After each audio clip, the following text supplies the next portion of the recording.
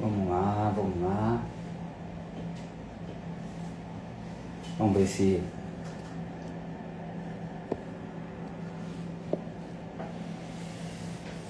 Tá dando aí?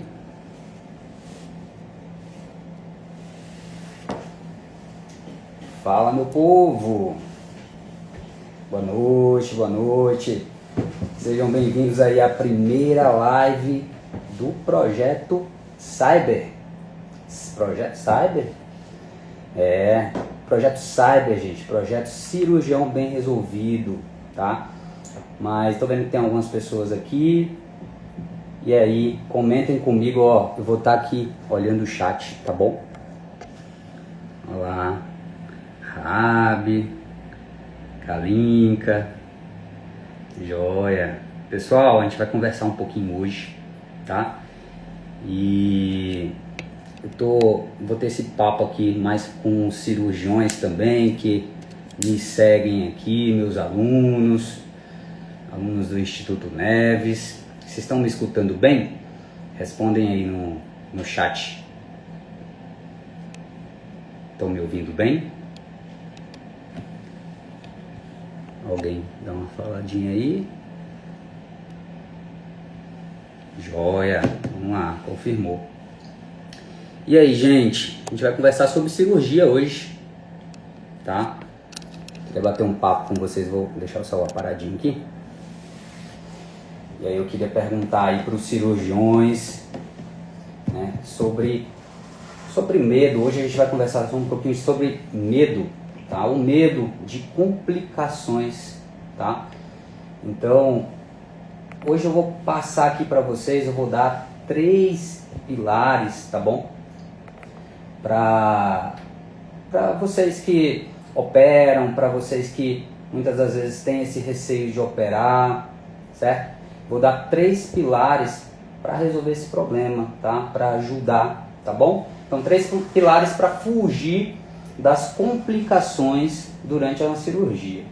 Então, é um conteúdo bem fundamentado, um conteúdo mais raiz, tá? E vamos lá, vamos conversar um pouquinho aqui, tá? Essa live não é isolada, tá bom, gente? Ela é um episódio 1 de uma sequência de lives aí que eu vou estar trazendo para vocês com esse projeto de agora, tá joia? Então, o meu objetivo aqui como cirurgião é trazer clareza para os outros cirurgiões, para os alunos, né? Trazer decisão ali no momento da cirurgia, tá?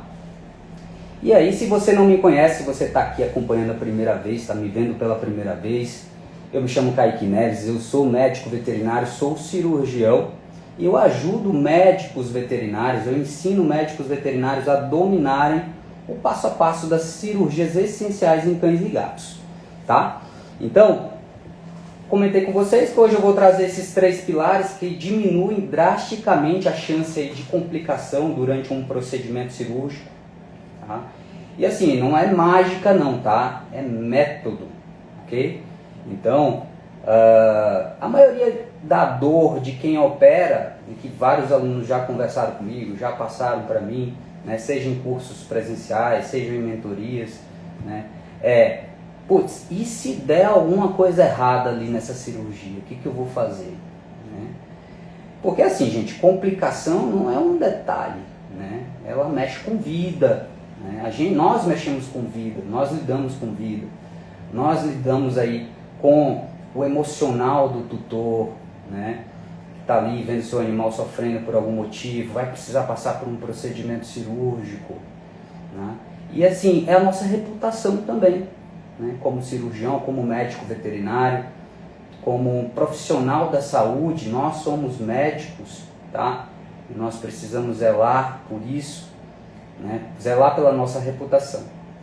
E também toda complicação mexe com a confiança, né? Essa relação de confiança tutor e médico, tá? Então assim, uma complicação, ela pode ser várias e várias coisas, né? Podem acontecer várias e várias coisas que podem complicar ali o procedimento cirúrgico, tá?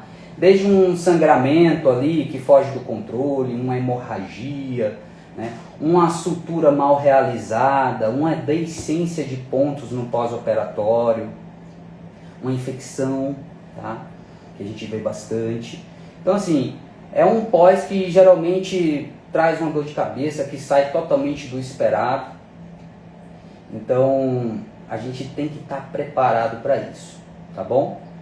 E aqui, deixa eu te falar uma coisa importante, tá? Essa live aqui, esse conteúdo que eu estou trazendo para vocês, não é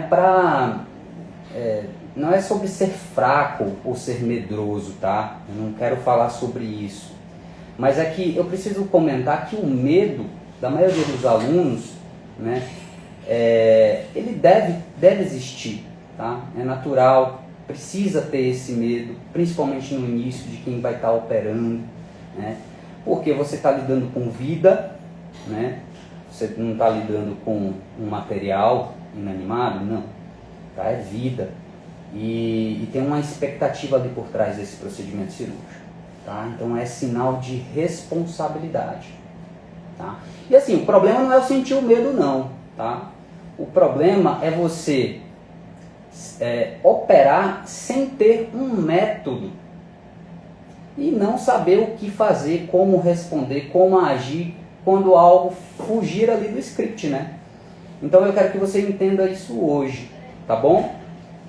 Dos cirurgiões aí que estão acompanhando, me fala aqui no chat, né? Eu queria que vocês comentassem aí, se possível, uma complicação, né, que mais te dá medo, né? Qual é o seu receio hoje de operar um paciente? Às vezes é um clínico ali que atua na emergência, às vezes chega paciente que precisa evoluir para uma cirurgia. Você consegue, você está habilitado para estar realizando esse procedimento, né? Então assim, o que te trava, o que te dá medo para você avançar? É um medo de ter um sangramento, um medo de ter uma hemorragia ali, às vezes um medo de uma deiscência, uma complicação no pós-operatório. Acontece, tá? O medo de não saber qual tipo de sutura usar, uma abertura de um estômago, né? Para remover um caroço de manga, por exemplo, tá? Que às vezes não sai por endoscopia, hemorragia, né? E assim, sangramento é diferente de hemorragia, tá? Às vezes, quem está iniciando na jornada cirúrgica, tá ali se acostumando com acesso cirúrgico e tudo, começa a ver um sangramento, já desespera aquele nó na barriga, né? Eu passei por isso, tá? Eu passei por isso. E aí acaba desesperando, acha que é hemorragia, mas não, gente, tá? Muitas das vezes o sangramento é autolimitante. Hemorragia é quando é algo profuso mesmo, né? Um grande vaso, né? Uma artéria que está ali, às vezes pulando, esguichando sangue, tá? Então, realmente, nesses momentos, manter uma calma, né? E aqui eu vou dar algumas dicas para vocês lidarem com essas situações, tá bom? A Kalinka comentou aí da hemorragia. Tem mais alguém que sente mais algum medo de operar? Qual é o receio que vocês têm? Tá? Então assim, a virada é o que, gente? Quando realmente você domina o passo a passo do que você precisa fazer. Principalmente aqueles procedimentos essenciais, assim, que todo médico veterinário deveria saber realizar, tá?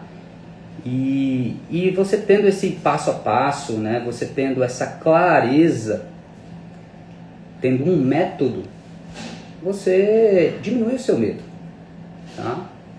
Então, você para ali de depender, às vezes, da sorte, né? Muitas vezes a pessoa entra ali contando com a sorte, né?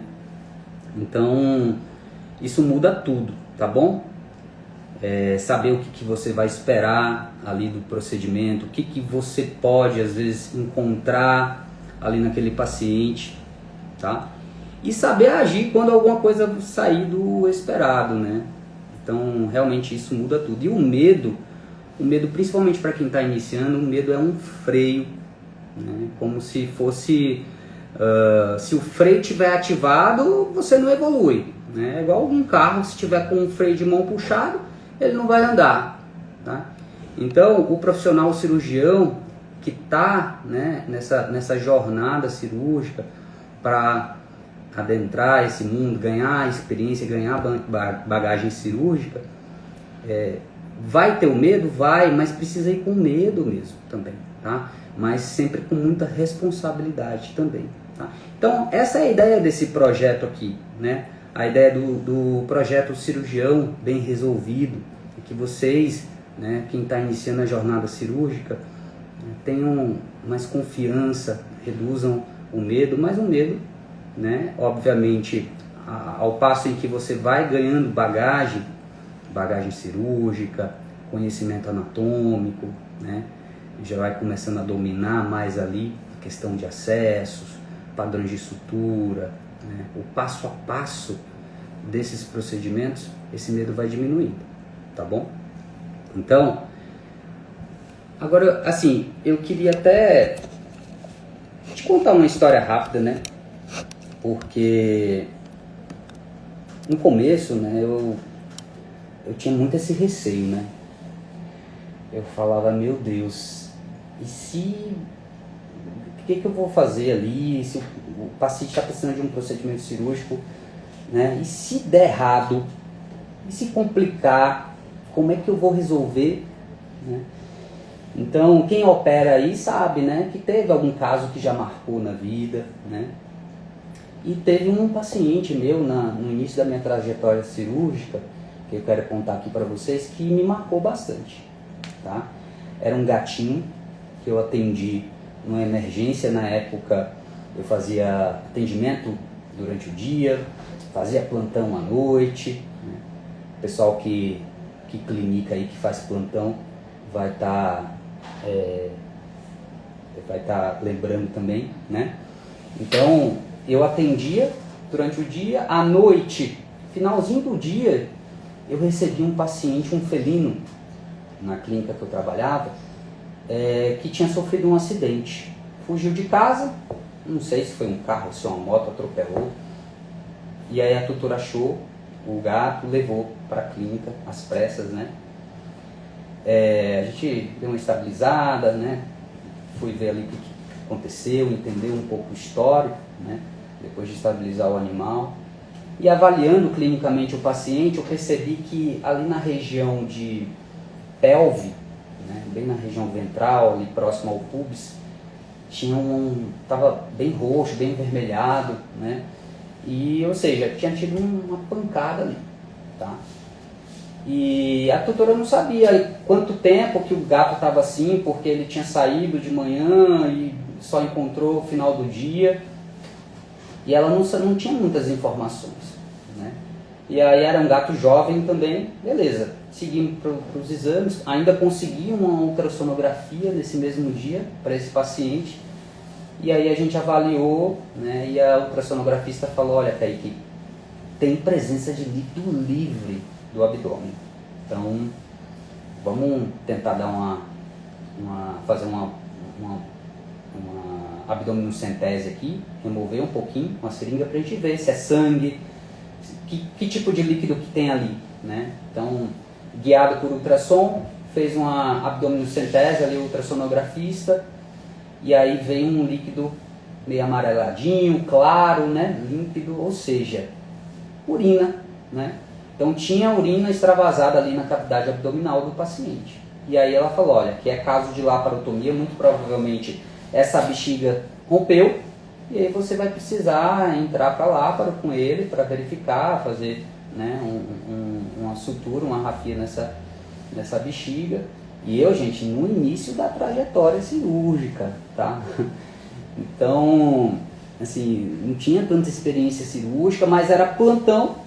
Se eu não operasse o gato, não tinha ninguém para operar o gato, né? Só tinha um anestesista que era volante, que eu chamei, né? E então, se eu não operasse, ele ia morrer, entendeu? E assim, obviamente tinha o conhecimento, né? Já tinha lido, já tinha tido contato com cadáver em algum momento, né? Anatomia, topografia de órgãos, né? E aí, beleza, seguimos para a cirurgia, né? O anestesista induziu tudo, não deu tempo de fazer exame, era uma urgência cirúrgica. E aí, beleza, laparotomia exploratória, vamos visualizar tudo ali, procurar a bexiga. E aí na hora que eu abro, bexiga, né, redondinha, bonitinha, sem ruptura. Aí já deu aquele gelo, né? Eu falei, meu Deus do céu, por que dessa urina, né? E aí, vamos lá, vamos seguindo ali a bexiga, vamos olhando a uretra. E aí, gente, bem ali na saída, né, da uretra, bem na região do pubis, o pubis estava fraturado, tinha um pedaço de osso, uma lasca de osso, que rasgou essa uretra, literalmente em 2 pontos.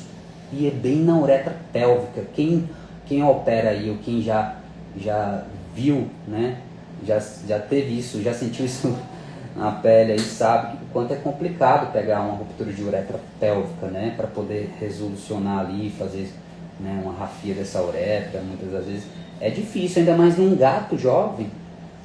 Então, eu nunca tinha tido uma experiência cirúrgica dessa complexidade, e aí eu pensei, né, eu sabia que existia uretrostomia, porque eu já tinha visto na literatura, já tive esse assunto na faculdade. E aí eu falei, olha, beleza, tá com um extravasamento de urina na cavidade, então não pode cair mais urina na cavidade. O que eu tenho que fazer? O que eu vou fazer? Eu tenho que pegar essa uretra, né, que está seccionada logo ali depois da bexiga, eu tenho que jogar ela para o meio externo. Mas como que eu vou fazer isso? Né? Então, obviamente, seria uma uretrostomia ali na região abdominal. E aí eu nunca tinha feito uma uretrostomia, gente. Uretrostomia é uma cirurgia um pouco mais avançadinha, né? Às vezes um recém-formado assim, não vai saber fazer, né? Eu nunca tinha visto ninguém fazer, né, em vivo, assim, né, acompanhado uma cirurgia dessa. Eu já tinha visto teoria, tá? Mas nunca tinha feito. E nunca tinha visto ninguém fazer. E não tinha ninguém para eu chamar para poder me ajudar. E aí isso me marcou bastante. E falou, ó, se eu não resolver, eu falei, né, comigo mesmo, se eu não resolver aqui, o gato vai morrer. Então, bora pegar essa uretra aqui, jogar para o meio externo. Eu sabia que uretra tinha que suturar em pele, tá? Para fazer uma uretrostomia. E aí suturei, né, desviei essa uretra, tá? E aí até um ponto que eu lembro até hoje, que até depois que eu fiz essa cirurgia, enfim, que deu certo e tal, eu fui comentar com uma professora minha de cirurgia, o que eu fiz que não é padrão da técnica, tá, gente? Eu passei a uretra pela a linha da celetomia, né? A linha da incisão da parede abdominal ali na linha alba. Eu passei a uretra por ali. Eu não criei um túnel na lateral, que é a técnica correta, né? Fazer um buraquinho na parede muscular aqui e criar, né? E suturar a uretra na pele. Eu passei pela incisão, mas aí eu deixei, né, um espacinho para a musculatura não estenosar a uretra, e fiz um pontinho de ancoragem ali, bem tranquilo, para a uretra não escorregar, né, para baixo. E assim, deu certo, tá? Deu certo. Deus protege os principiantes e os inocentes, né? E aí eu comentando no outro dia com essa professora minha de cirurgia na época, era professora lá da PUC, aí ela falou, ó, Kaique, você fez tudo certinho, é isso aí mesmo, só um detalhe, você devia ter criado um túnelzinho, né, para poder sair com essa uretra e suturar na pele. Quando passa assim pelo meio da incisão, da abertura abdominal, é perigoso, né? Mas enfim, deu certo, acompanhei ainda esse paciente no pós por algum tempo, né? Até questão de meses. E aí, sempre perguntando, né? Eu sou muito preocupado com meus pacientes, né? E sempre perguntando, querendo um feedback. E a doutora, tá urinando bem, tá beleza, né? E show de bola. Aí até que depois de alguns meses, acho que uns 3 meses, eu perguntei de novo, ela falou, tava ótimo, inclusive tava saindo, fugindo pra rua e tudo, não tava ficando em casa, e aí saiu e já tem uns 2 dias desaparecido, né? Aí eu falei, puta que pariu, né? um trabalhão do caramba pra deixar o gato vivo, o gato me foge, enfim, não voltou mais, ou sei lá, foi atropelado de novo, morreu, né? Ou foi adotado por alguma outra família, não sei. Não sei o desfecho dessa história, mas a resolução cirúrgica deu certo. Então, assim, por que essa história eu estou contando? É para vocês, né, terem consciência de que vai ter o medo, mas tem que ir com medo mesmo, tá? O medo, ele não pode te paralisar de operar, tá bom? Então, assim, por mais que você sinta a mão fria, o coração acelerado, né? Aquela vozinha assim, putz, e se eu errar aqui, eu tô lascado, vou comprometer a vida do animal. Não, você precisa ter um método, você precisa ter, né, um conhecimento, né, teórico, tá? Sim, precisa, tá bom? Não é entrar para cirurgia também de qualquer jeito, sem saber o que fazer. Não, tá? Enfim, é ter método, tá bom, gente? Então, não é ter dom, não é porque quem opera é ter um dom de operar. Não, é ter uma estrutura, tá? E cirurgia é previsibilidade, tá? E essa previsibilidade vem de quê? Vem de pilares, que são esses 3 pilares agora que eu vou te mostrar, que eu vou comentar com você, tá? E eu quero que você anote aí quem está nessa fase inicial, tá bom? Porque sua cirurgia vai mudar se você dominar realmente esses pilares que eu vou comentar aqui com você, tá bom? Então, o primeiro pilar qual que é? Tá? É você, obviamente, ter um conhecimento mínimo, tá? Do que você vai fazer, da técnica cirúrgica que você vai realizar no paciente. Você precisa ter um embasamento teórico. Sem teoria, a prática não é nada, tá? Então, conhecimento mínimo para você planejar o procedimento cirúrgico, tá? E eu aqui não estou falando de você virar rato de livro, não, né? Ficar lendo vários livros, vários artigos, enfim, não estou falando disso, né? É você, hoje está tão fácil, gente. Hoje está tão fácil você ter acesso à literatura, a você ter acesso a conteúdo, né? Você, até a vídeos, né, de procedimentos. Hoje está fácil, tá? Cursos, tá bom? Então, é você buscar o conhecimento teórico, tá? Para quê? Para te preparar, para fazer com que esse medo seu reduza, para que você não entre no escuro, tá? Que é o que acontece com muita gente, né? Muita gente entra na cirurgia no improviso, né? E aí qualquer erro, qualquer coisa pequena vira um caos, né? Então ali um sangramento que muitas vezes a pessoa não está esperando, vira um pânico, né? Uma dificuldade ali no acesso, para acessar a cavidade, tá? E aí isso a cirurgia se alonga, o paciente anestesiado a cada hora que passa, né? O risco anestésico aumenta. Então é isso, tá? Antes de você, o primeiro pilar é o conhecimento mínimo, é o planejamento cirúrgico, né? Então antes de você operar, faz um debriefing ali, rápido, de 10 minutos, responde 3 perguntas, ó. Quais são as 3 perguntas que você deve responder do procedimento que você vai realizar? Qual que é o objetivo dessa cirurgia que eu vou fazer aqui agora? Primeira pergunta. Quais as 3 possíveis complicações que pode ter aqui nesse procedimento cirúrgico? Tá?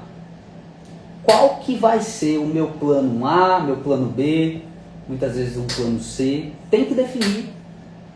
Dependendo da técnica, você vai ter acesso a isso. A esse conteúdo para você responder essas 3 perguntas. Tá? Então busque sempre, qualquer procedimento cirúrgico que você for realizar, responda essas 3 perguntas. Tá bom? Isso vai te dar chão, tá? E é o chão que vai reduzir a sua complicação, as chances de ter complicação no trans ou no pós-cirúrgico. Beleza? Quem que está acompanhando aí? Ó, tem uma galera aí acompanhando. Quem está entrando. Show de bola. Galera que opera aí, pode compartilhar os medos, tá? Pra gente ir discutindo aqui. O seu medo, muitas das vezes foi o meu medo, né? Ou às vezes ainda é meu medo. Vocês acham que eu não tenho medo também? Às vezes tem procedimento cirúrgico que eu reviso sempre antes de entrar, né? Então, por mais que eu já tenha feito inúmeras vezes, eu vou lá, reviso, olho a técnica. Tá? A pessoa que vai perdendo um medo a ponto de entrar de qualquer jeito, não revisar, tem um risco maior de complicação. Tá? Então, uma dica também que eu dou é sempre, por mais que você já realizou inúmeros procedimentos desse mesmo procedimento cirúrgico que você vai fazer, revise, né? Veja o que pode dar de errado, qual que é o plano B, o plano C, tá bom? Então isso é importante, tá? E agora, eu não sei, deixa eu ver, não sei quanto tempo que tem aqui já, mas eu vou falar agora para você o segundo pilar, gente. Segundo pilar, para quem quer reduzir as complicações cirúrgicas, né, em cães e gatos. Tá? O segundo pilar, obviamente, antisepsia e preparo do paciente. Não tem como você negligenciar isso.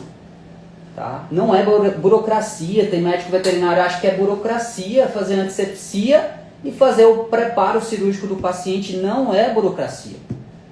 Tá? Não é detalhe. Não é. Então, assim, um campo cirúrgico mal preparado vai virar infecção. A infecção vai virar deiscência no pós-operatório. A sua deiscência vai virar uma reoperação, uma reintervenção cirúrgica. Olha que dor de cabeça. Tá? E essa reintervenção, esse operar novamente o paciente, vai virar um trauma para você, para o tutor. E quem sofre é quem? O animal, né? Que é uma vida ali, tá? Que não tem culpa de nada. Então, assim, você tem que seguir um padrão, tá? Então, esse segundo pilar, que é a antisepsia e preparo, ela tem que ser sempre instituída, tá? E você deve seguir um padrão rigoroso. Então, o padrão que eu te trago aqui para você seguir é o quê? Pede para o tutor dar um banho 24 horas antes no paciente, no dia anterior ao procedimento cirúrgico. Ele vem com a pele, com o pelo bem limpinho, tá? Isso reduz a carga microbiana, né, da pele e do pelo, né? Obviamente o pelo você vai raspar para fazer o procedimento, né? Mas se vem um paciente super sujo, tudo... Isso quando é cirurgia eletiva, né, gente? A gente não está falando, obviamente, aqui de emergências, né? Aqui eu estou comentando de cirurgia eletiva, às vezes um procedimento de castração, uma cistotomia, uma esplenectomia, tá? Uma cirurgia intestinal. Todas essas cirurgias, né, que dê tempo o tutor preparar o paciente, dar um banho, peça, não negligencie essa etapa, tá bom? E aí, beleza, já vem com a pele e o pelo bem limpinhos aqui no consultório, na sala de preparo cirúrgico, antes de entrar para o centro cirúrgico. Vai fazer o que? A tricotomia ampla da região. Se você for acessar abdômen, for fazer uma castração, por exemplo, uma cistotomia, uma esplenec, né? Por mais que sua incisão seja isso, ó, né? Por exemplo, para uma castração, faça uma tricotomia ampla. Porque se você tiver uma complicação ali, uma hemorragia, perder um pedículo, ficar lá a artéria ovariana esguichando, tá? Então você vai precisar ampliar a incisão nesse momento para você achar o foco do sangramento. E aí como que você vai ampliar uma incisão se você não preparou o campo cirúrgico antes?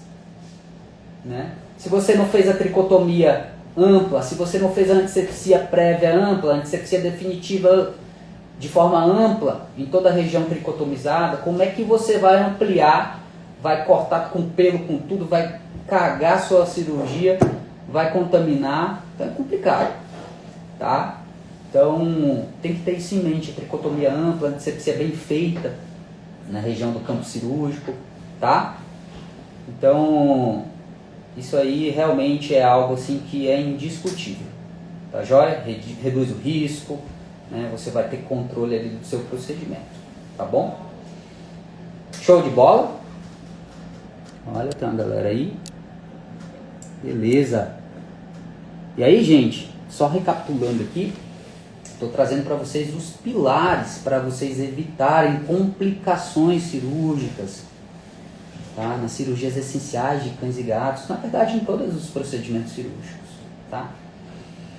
E o terceiro pilar que eu quero trazer aqui para você é realmente o pilar, é um dos pilares super importantes também, que é o que? Dominar o padrão de sutura que você vai realizar para aquele procedimento, tá? Porque muita complicação cirúrgica acontece devido a uma sutura mal realizada, mal pensada, tá? Um padrão inadequado, tá bom? Então tenha em mente de que sutura não é só fechar pele com pele, tá? Borda de pele com pele. De dentro para fora você tem que fazer camadas. Da mesma forma que você abriu o seu bisturi, tá? Você precisa ir suturando, fechando de dentro para fora, reduzindo espaço morto, né? Para não acumular seroma, tá bom? Então, sutura não é só fechar, não, né? Tem que vedar, tem que pensar ali tem toda uma questão de biomecânica do tecido, tá bom? A escolha do fio correto, isso é super importante. Muitas complicações a gente vê porque a gente pega um fio de nylon numa bexiga, um fio de nylon num útero, sabe? Então é algo realmente complicado, né? Um fio de nylon no intestino que depois dá granuloma, causa obstrução, sabe? No estômago, é assim, muita coisa, tá? Que pode acontecer. Então, fica aqui um ponto geral que já ajuda muito, né? Igual eu sempre venho comentando aí, tem alguns conteúdos no meu perfil, tá? For órgão oco, usa fio absorvível, agulha cilíndrica, monofilamentar, um útero, uma bexiga, tá bom? Um intestino, tá joia? Tá? Evitem de utilizar nylon nesses órgãos, tá? E assim, pratiquem, né? Quem está ali no início da cirurgia, da curva de aprendizado, pratique muito a sutura, tá? Pratique, seja em tecido normal, compra língua de boi, né? Pega uma coxa de frango, sutura, tá? Para você acelerar, ó, é igual quem toca violão, gente. Quem toca violão no começo tem a dificuldade ali, ó, né? Eu já tentei tocar violão uma vez, até toquei algumas musiquinhas, mas é difícil, ó, esse controle aqui com a mão. E tudo que envolve mãos, envolve instrumento, realmente você precisa, né, ter o controle ali, tá bom? Então vá treinando, porque isso vai reduzir o seu tempo cirúrgico, tá? E o anestesista vai ficar mais feliz, né? Você vai estar operando mais rápido. No começo é normal também demorar, tá? Você vai estar adquirindo o aprendizado ali, tá jóia? Então é isso, gente. Quis trazer aí para vocês, né, esses pilares, tá? Que realmente fazem a diferença na rotina cirúrgica, né? Para você realmente começar a dominar o passo a passo, né, das cirurgias essenciais ali em cães e gatos, tá bom? Então vamos ter outros episódios aí pra gente bater um papo, tá jóia? Se quiser continuar aqui me acompanhando, né, acompanhando aí os conteúdos que eu postar, foi um prazer ter vocês aí, a galera que entrou, a galera que permaneceu. Um beijo pra vocês, tá jóia? E a gente se vê logo logo. Tchau, tchau.